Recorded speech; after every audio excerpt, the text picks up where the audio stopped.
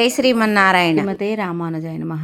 నేటి మంచి మాట అక్షయ తృతీయ గురించి మత్స్య పురాణం వివరణ విందామా?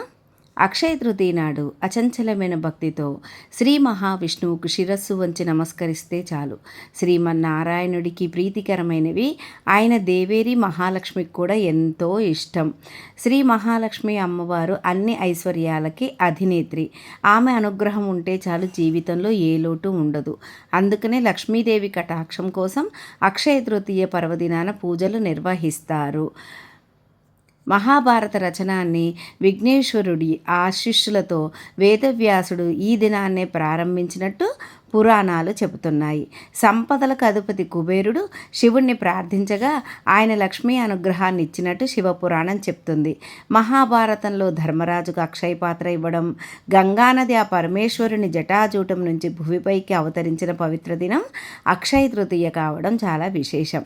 మత్స్యపురాణం 65వ అధ్యాయం ప్రకారం ఈశ్వరుడు పార్వతీదేవికి సర్వకామప్రదమైన అక్షయ తృతీయ వ్రతం గురించి చెప్పాడు. వైశాఖ శుద్ధ తదినాడు చేసే ఏ వ్రతమైనా, జపమైనా, హోమమైనా, దానాదులేవైనా లేక పుణ్యకార్యాచరణం ఏదైనా దాని ఫలితం అక్షయమవుతుంది. అలాగే పుణ్యకార్యాచరణ వల్ల వచ్చే ఫలితం అక్షయమైనట్లే పాపకార్యాచరణ వల్ల వచ్చే పాపం కూడా అక్షయమే అవుతుంది. ఈనాడు తృతీయ తిథి బ్రహ్మతో కలిసి ఉంటుంది. అందుచే విశేష పూజనీయమైనది. ఈనాడు ఉపవాస దీక్ష జరిపి ఏ పుణ్యకర్మ ఆచరించినా కూడా తత్సంబంధ ఫలం అక్షయముగానే లభిస్తుంది. ఈ తిథి నాడు అక్షయుడైన విష్ణువు పూజింపబడతాడు. అందుకే దీనికి అక్షయ తృతీయ అని పేరు.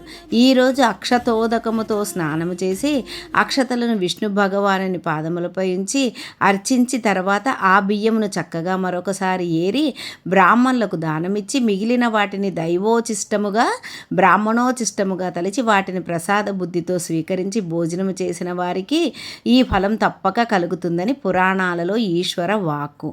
అలాగే ఒక్క వైశాఖ శుక్ల తదినాడు పైన చెప్పిన విధముగా నియమంతో అక్షయ తృతీయ వ్రతాన్ని ఆచరించిన తర్వాత వచ్చే 12 మాసాలలో శుక్ల తృతీయ నాడు ఉపవసించి విష్ణువుని ప్రీతితో అర్చిస్తే రాజసూయ యాగం చేసిన ఫలితము కలిగి అంత్యమున ముక్తిని పొందగలడు. అక్షతలు అంటే ఏమాత్రము విరగని పగుళ్ళు లేని గట్టిగా ఉన్న బియ్యము.